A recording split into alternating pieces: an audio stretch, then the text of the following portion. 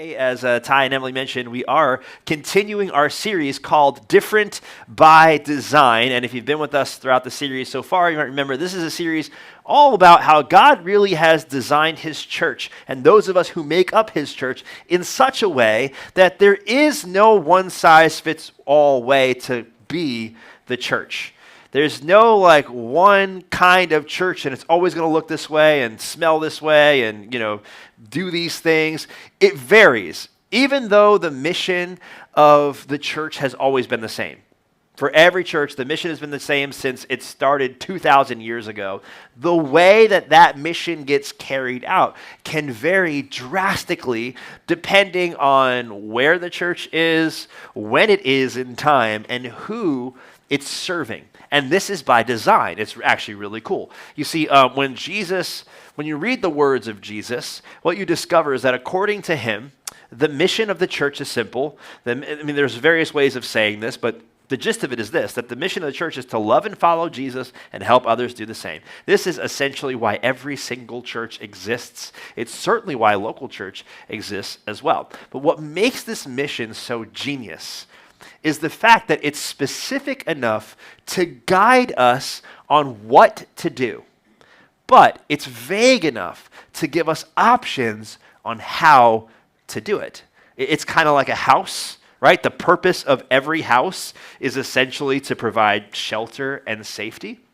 The what for a house is simple, provide shelter and safety. But there are endless ways on how to accomplish that. That's probably why your house looks a little bit differently than the one next to it or the one across the street from it. But even if you live in a neighborhood where it's like copy and paste houses, it's likely that if you were to walk into your neighbor's house, it may look the same on the outside, but on the inside, there's different decorations, the walls are different colors, and all sorts of things like that. And in the same way, like a house, the design, the style and the feel of a church can drastically vary based on where it is, when it is, and who it's serving.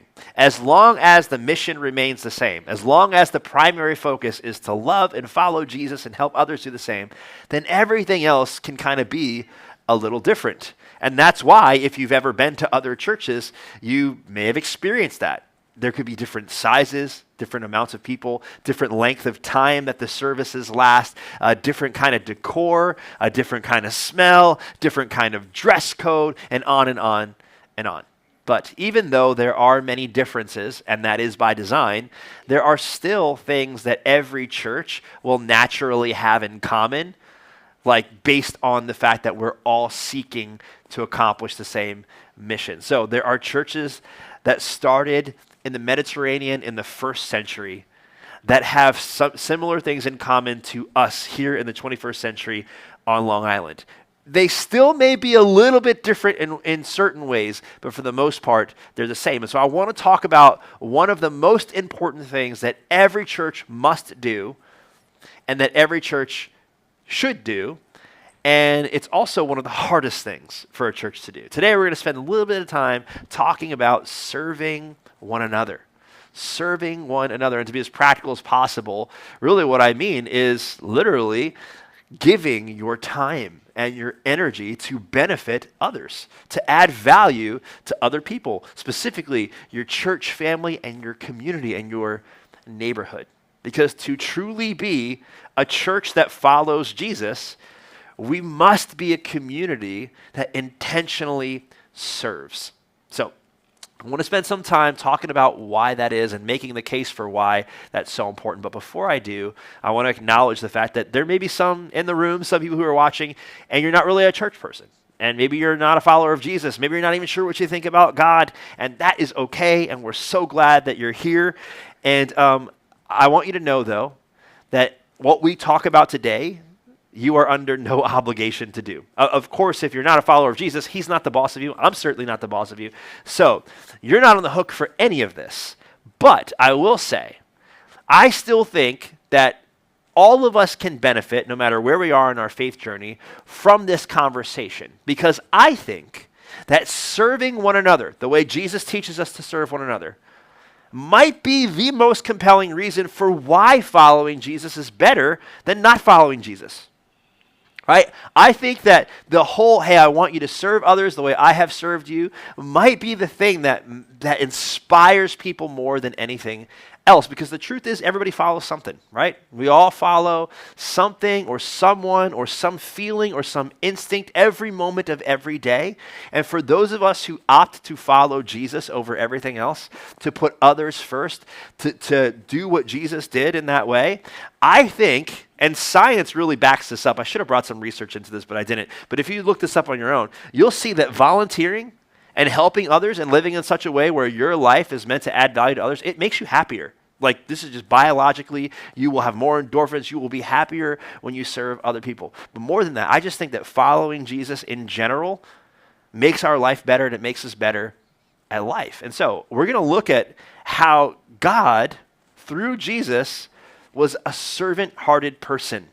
And you're maybe going to get to see, again, if you're not really a God person, you haven't really thought about this much, you're maybe going to get to see a side of God that you haven't seen before, or that you never really thought of before, which might cause you to ask some questions, and this is a safe place to ask a lot of questions. So, even though I'm going to primarily be talking to followers of Jesus, I think this conversation can be relevant to all of us. So to get us started with it, I want to show you a picture of me and Emily when we first started dating 20 years ago now. This is back in 2006. Why are you laughing? What's so funny about this? This is proof that I had Justin Bieber hair before Justin Bieber had Justin Bieber hair. And I'm showing you this because if you were to travel back in time to this moment in my life and talk to this very swoopy-haired kid, and if you were to tell him, I've been to the future, and I've seen that you and Emily are going to start a church in 2021 in Farmingville, I never in a million years would have believed you. Never. And I'll tell you why. It's because for most of my life, I have wrestled with something called shame. Now, I'm not going to ask you to raise your hand because that would probably just make you feel shameful. But I imagine if I did say, hey, raise your hand if you've ever experienced shame, and if we were all honest, most of us would probably put our hands up. It's something that plagues all of us. But what's interesting about shame is that it takes different forms for different people. It presents itself in different ways. So for me, primarily shame shows up in my life through feelings of unworthiness and worthlessness. That's how I experience shame. I'll go through moments of my day or seasons of my life where I just constantly feel unworthy. I just constantly feel like I can add no value. I'm worthless. Why do I even exist kind of moments. And I'm telling you this because there have been moments in my life where opportunities to serve have popped up, and a desire in me wanted to take advantage of that, yet my shame held me back. Mission trips would come up and I'd think, I want to go on that mission trip. I think that would be so great. But then my shame would say, you can't go on that mission trip. You don't have what it takes to go there. You don't know enough of the Bible to go there. Opportunities to serve in my church would pop up and I would think, I think I could help. I think I could do something about that. And then my shame would pop up and say, no, you can't. You don't know what you're doing. You don't have enough experience. And my shame has held me back so often from doing what followers of Jesus do, from doing what the church does, serving one another. And I wonder if you've ever experienced something similar. I wonder if, you've ever heard of opportunities to kind of put somebody else first and you wanted to take advantage of it, but something kind of held you back. And maybe for you it was shame like me, or maybe it was something else. Maybe it was more like insecurity or fear, or maybe it was hurt. Maybe you've done this before and in some way you got hurt as a result, and so you're like, I don't want to put myself in that position again.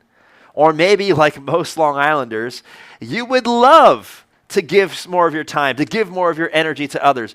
But the truth is, you just don't have the time, right? I mean, come on, we live on Long Island. Every waking moment that we have, we need just to survive here. That makes sense. Or maybe what you wrestle with is the fact that there are just so many options. There's so much to do. I mean, we've got the beach.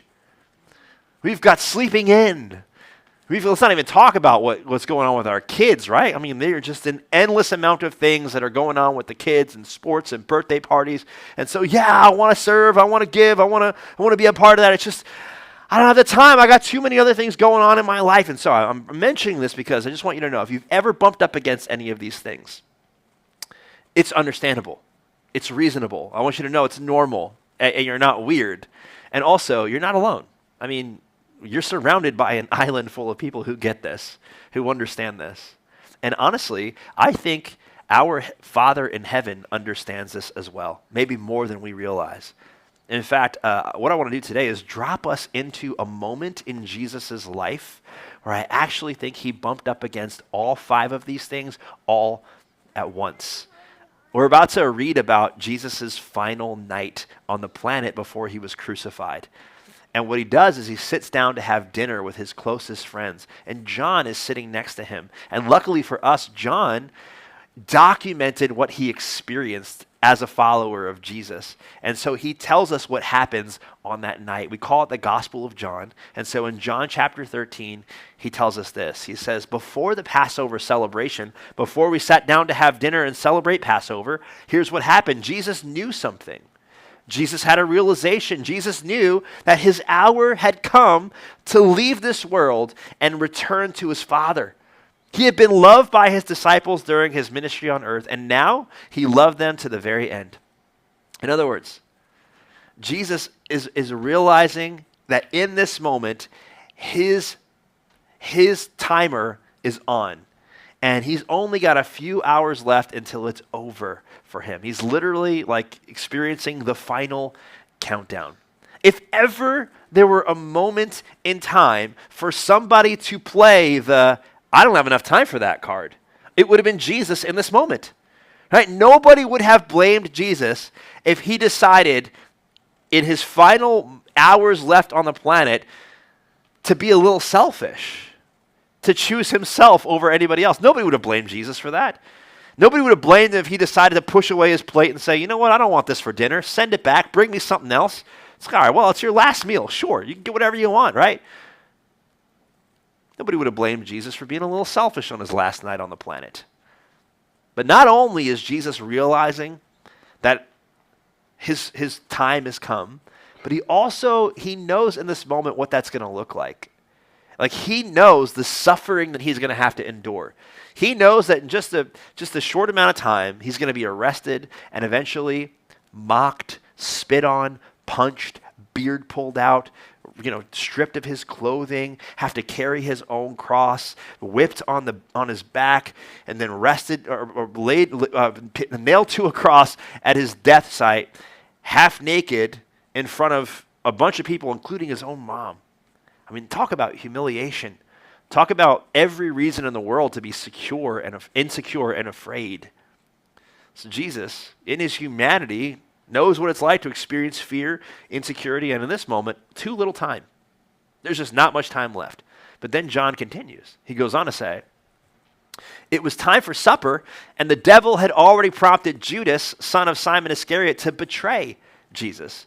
Much like John, Judas followed Jesus for years, was one of Jesus' closest followers, in fact. And now Jesus is recognizing that Judas is actually going to betray me, and it's because of that betrayal that I'm going to be arrested and crucified. Could you imagine what that must have been like for him? Could you imagine the pain he must have been feeling in this moment? The pain of betrayal, the hurt of a close friend doing something like that to you? Too little time. Insecure. Fear. Hurt and pain. But more than that, John goes on, Jesus knew that the Father had given him authority over everything and that he had come from God and would return to God. Jesus was fully human, but he was also fully God and Abad. And so in this moment, he's realizing that. He's recognizing, I'm literally God, which means I have lots and lots of options. I could literally do anything that I want to do. I have all authority over heaven and earth, all authority over time, space, and matter. So, all while he's sitting down at the dinner table celebrating Passover with his friends, he's experiencing many of the same obstacles that you and I experience when it comes to serving others. Insecurity, fear, hurt, too little time, too many options. So just for fun, I want to do a quick thought experiment with you. Don't answer out loud, but just play along in your head and be as creative as you want to be, okay? I want to ask you quick questions in terms of the too many options thing. All right, I want you to imagine for a second what you would do if you were Jesus in this moment. Like if you knew that it was going to be your last night on this planet and you had authority over everything, and I mean everything, time, space, and matter, what would you do? What would you do? No, I only have a few hours left, but I could literally do anything. There's nothing stopping me from doing what I want to do. What would you do? Get creative with it if you want. Let me tell you what I would do. Just a few of the things that I can think of. The first thing that I would do, obviously, is I would snap my fingers and give myself an Iron Man suit to protect me from what's coming next. I don't know why Jesus didn't think of that. But really what I would do, and this is going to make some of you lose respect for me, but that's okay. Others of you may gain respect for me for this. The main thing that I would do is I would whistle for my dog to come in, who is like my child, and I would give him the ability to speak English so that I could have a conversation with my dog. Because he just does so many things that intrigue me. I just want to know, what are you thinking, man? I just want to have a conversation with him. Yeah, so I would spend a little time with my dog. We would chit-chat a little. It'd be fun. And then, I would call my closest friends and my family. Of course, my dog, Emily should probably be there too, but I'd call her in there too. And we'd all get together, and I'm like, it's my last night, you guys, so here's what I want to do. I'll give us the ability to fly like Superman. We'd have that experience, and we would fly to one of my favorite restaurants in Lake of the Ozarks, Missouri, and we would sit there looking at the lake with the sunset, eating a fantastic meal, and then after dinner's over, there would be a private jet waiting in the parking lot, because I don't know what that's like to fly on a private jet. I think that'd be a cool experience. It'd be the best of the best kind. We'd get in that. We'd fly somewhere where I could ride a roller coaster. Because ever since I turned 25, I still want to ride roller coasters, but my stomach's like, you're not riding a roller coaster. So, but I got all authority over heaven, earth, and my stomach, so we're riding roller coasters. We're going to have a good time, and then we'd have some great dessert and whatever. I mean, there's so many things. I would bring back 3D Doritos, like the original kind. It was so great. There's so many things that I would do. What would you do? Right? If you had all authority, you could time travel, you could space travel, you could do anything. What would you do on your final night on this planet? You want to know what Jesus did? This is so fascinating.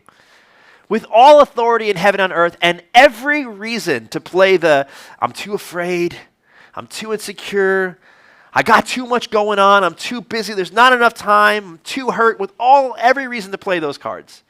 Instead, here's what Jesus does. He gets up from the table, took off his robe. He wrapped a towel around his waist and poured water into a basin, and then he began to wash the disciples' feet, drying them with the towel he had around him. What does Jesus do with his final moments on this planet? He serves. He serves. He serves others. And by the way, if you were in the room that day, he would wash your feet too. Judas was in the room that day. Jesus washed Judas's feet. I don't know what you think about when you think of God. I don't know if you think that God's disappointed in you or doesn't want a relationship with you, upset with you. Jesus teaches us otherwise. It doesn't matter who you are. It doesn't matter what your story is. He washed your feet.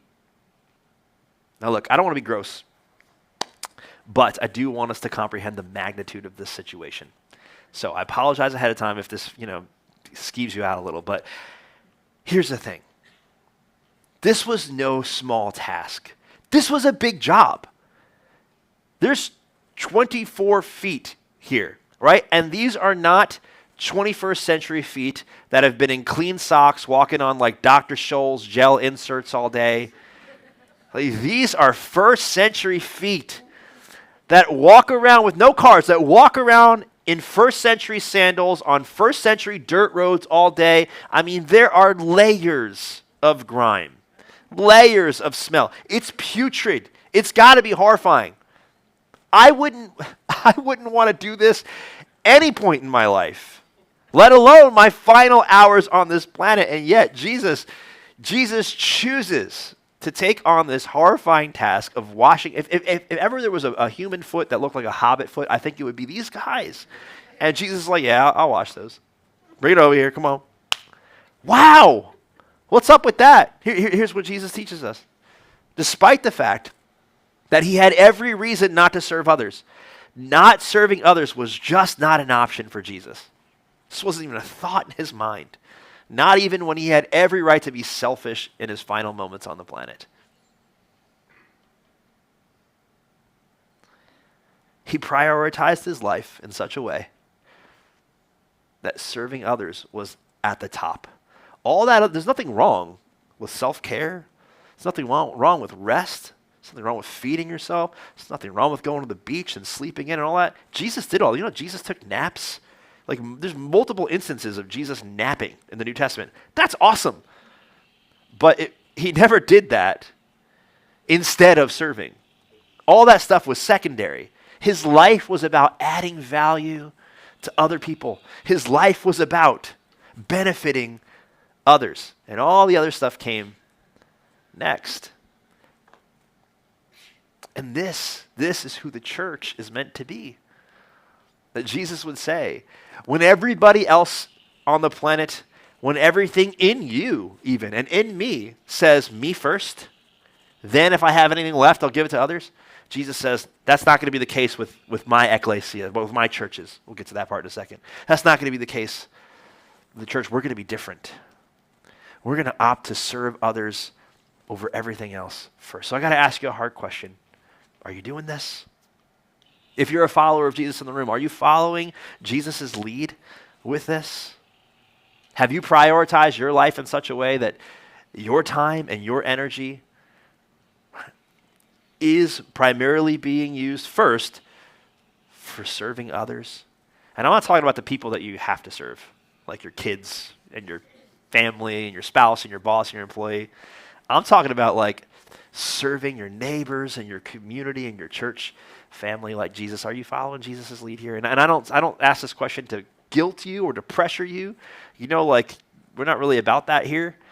And honestly, some of my team leaders wouldn't be happy with me saying this, but the truth is, we got like 120 volunteers at local church, which is amazing. And we could always use more. But this is not in an effort to let's see if we can manipulate them to volunteer more at local church. We're not even going to ask you to do that. There's not going to be any sign-ups or anything. I'm asking you this question because this is what it looks like to follow Jesus.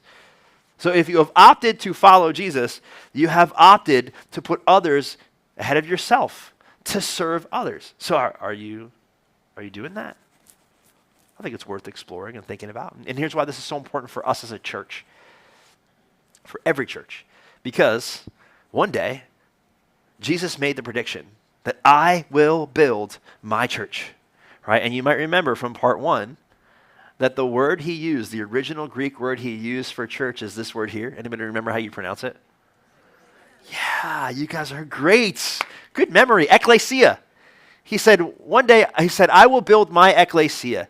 And you know what ekklesia doesn't mean? It does not mean building.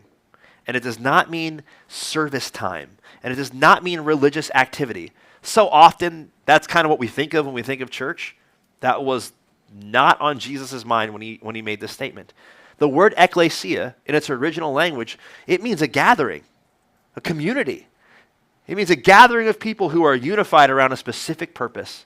And for Jesus, the purpose of his ecclesias, all the churches that he would build over the last 2,000 years is simple. It's to love and follow him and help others do the same.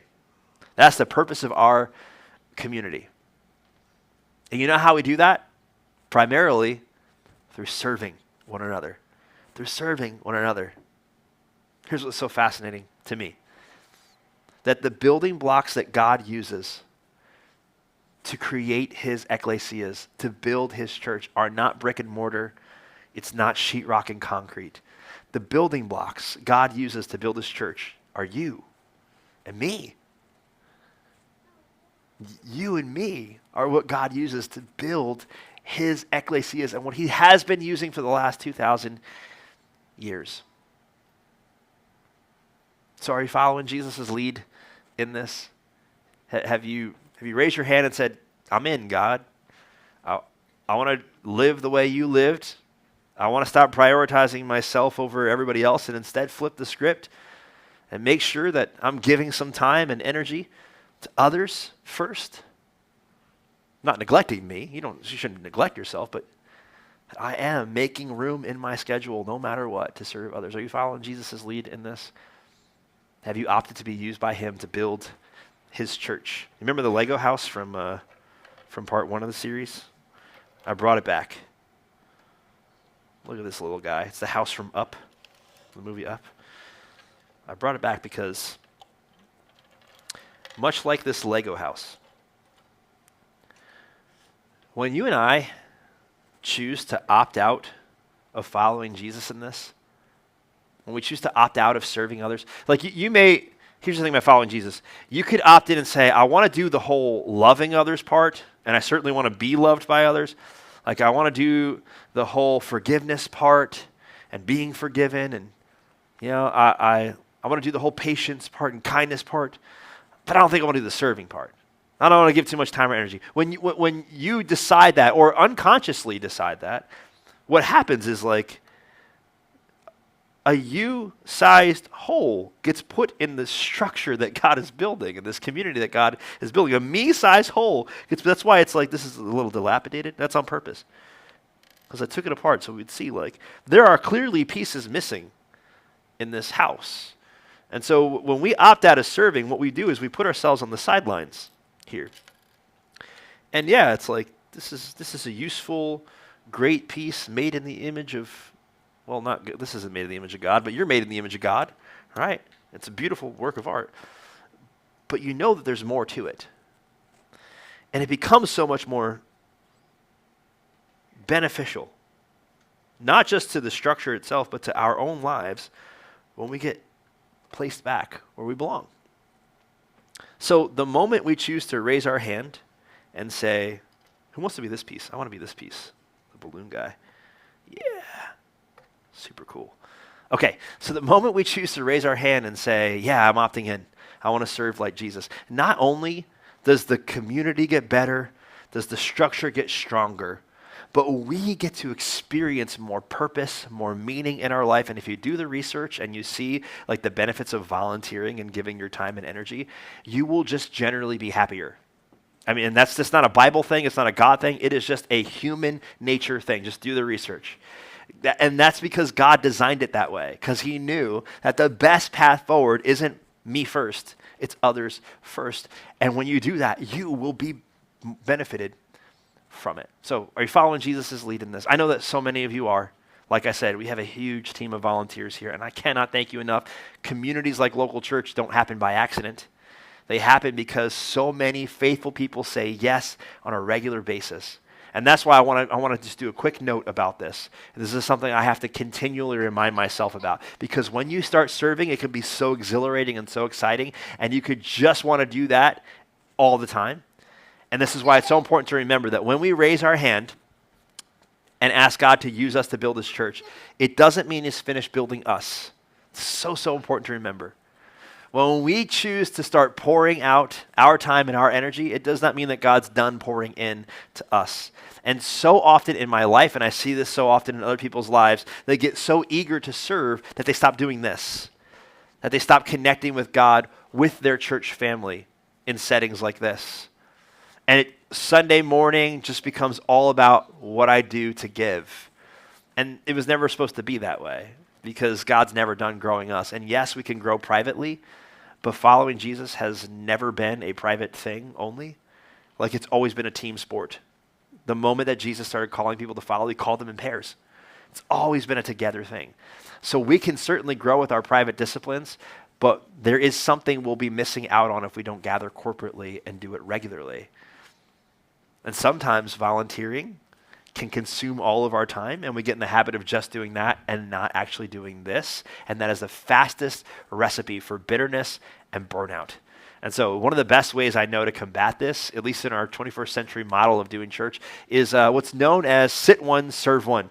And what's great about local churches, you can do that in a church like this, because we have 3 services, which means you can spend some time intentionally being poured into from God in an environment like this, and then spend some time in another service pouring out and giving and being used by God to build your community. So I just got to ask, if you are somebody who serves regularly, are you still doing this? Are you still sitting one, serving one? Are you still taking time to let God pour into you? Now, as we close out, I want to just finish with 3 questions. Depending on where you are in your faith journey, one of these questions will be relevant to you. Because I am aware that there might be some people in the room or watching, and you're not a follower of Jesus. You're still kind of checking things out, not even sure what you think. Maybe you don't even want to do this. That's fine. My question for you is, will you ask yourself why? Will you spend some time asking yourself, what's keeping me from following Jesus, and who can I talk to about it? And you don't have to answer me. I just want you to know for yourself. What is it that's holding me back from taking this step?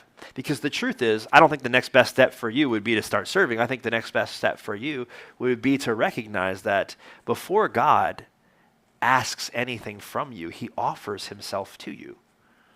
Before God asks us to serve and do anything, he wants us to know that he literally served us by giving his life for us, so that we could have a relationship with him that includes loving him and following him. And so if you have never thought of that or never acknowledged that in any way, I wonder why.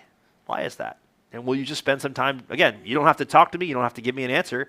It's just between you and God. What's keeping you from following Jesus? And if you want to know more, if you want to process that more, this is a safe place to do it. It's a safe place to ask questions. You can join a starting point group. You can ask so many people around here, including me, if you want to have a conversation. I'd love to do that with you. Second question I want you to ask yourself, if you are a follower of Jesus but not quite serving consistently, is the question, what part is God asking me to play in what he's building? Because the truth is, there is a spot for me in this ecclesia, in this community. And right now, there might be a hole. And so what is that, God? You can turn this question to God. God, what part do you want me to play? Because I don't want to be off on the side. This door is nice and all, but it's so much better when it's actually a part of the structure.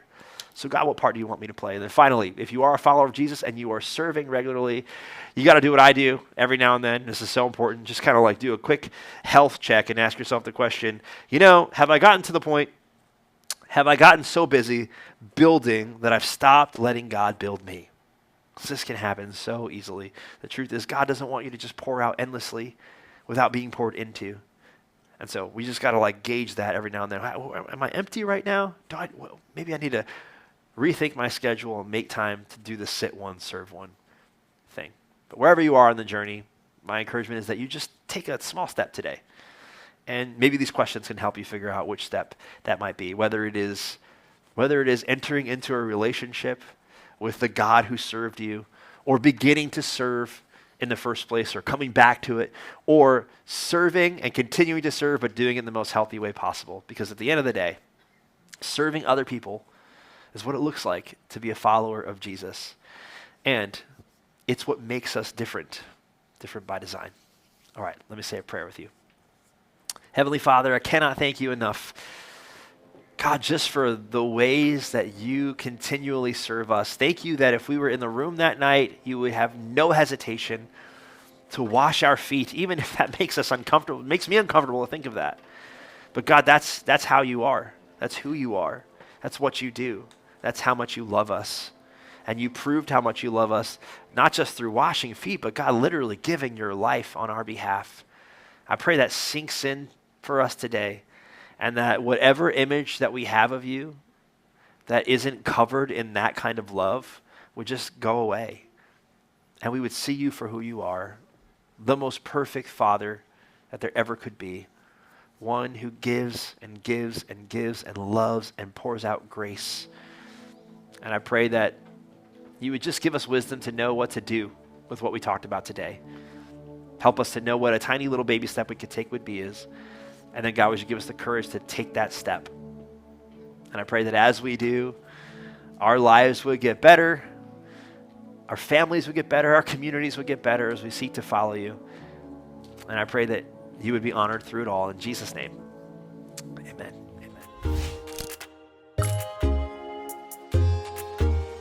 Well, hey, I want to thank you so much for spending this time with us. And before you go, I would love for you to consider engaging with local church in 3 additional ways. The first is to fill out a Connect card. No matter where you are in the world, we would love for you to do this. It'll only take you about 30 seconds, and it's just an easy way for us to get to know you a bit more and to serve you better, and for you to get to know us a little better as well. Just click the link in the description to get started. The second way that you can engage with local church is by visiting us in person. If you're local and you don't regularly participate in a church community, we would love to invite you to join us every Sunday. Resources like this can do a lot for our faith personally, but Jesus teaches that God does something unique for our faith when we choose to gather corporately. Click the link in the description to plan your visit. And finally, if you've been positively impacted by local church in any way, would you consider making a tax-deductible donation? Content like this, along with everything that goes on around here, is only made possible by the generosity of people just like you. You can click the link in the description or visit localchurchli.com/give. So, once again, thank you so much. We hope that you found this content helpful and inspiring, and we're so honored to be a part of your faith journey.